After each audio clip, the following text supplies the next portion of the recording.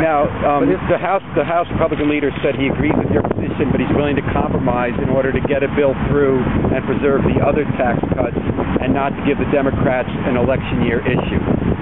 Would you be on the side that says pragmatically we'll compromise, or would you be on the Senate side that says we're going to draw the line in the sand? Well, I would push forward to maintain for everyone the tax law that's in place now. So you'd be on the McConnell side? Yes. All right, so all or nothing. Because the way the Democrats are framing it is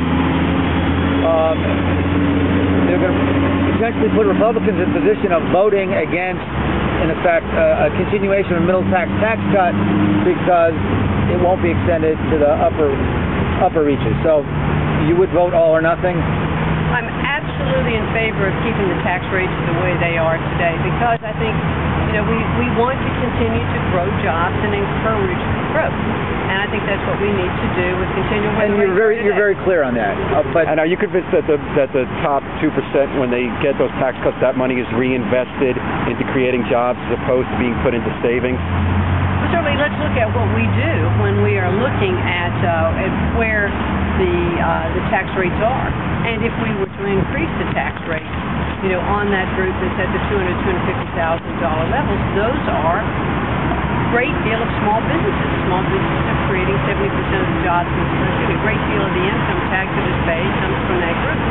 And so increasing the taxes on them creates more of a burden, takes more money out of their pocket. It continues to contribute to this climate that we have right now in our country, especially for businesses that they're reluctant to. Not spending to try to do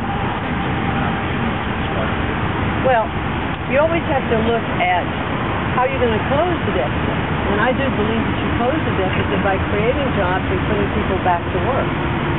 Because when you are encouraging businesses to grow and hire people, they're going to pay more tax, they're going to buy more goods and services, so we're going to have more of a sustained economic recovery, and I think we will close the deficit that way.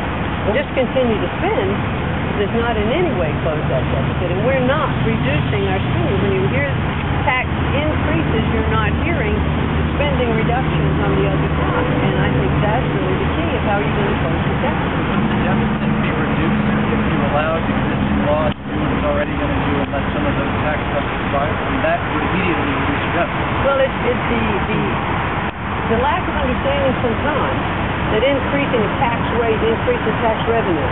They don't necessarily follow that through.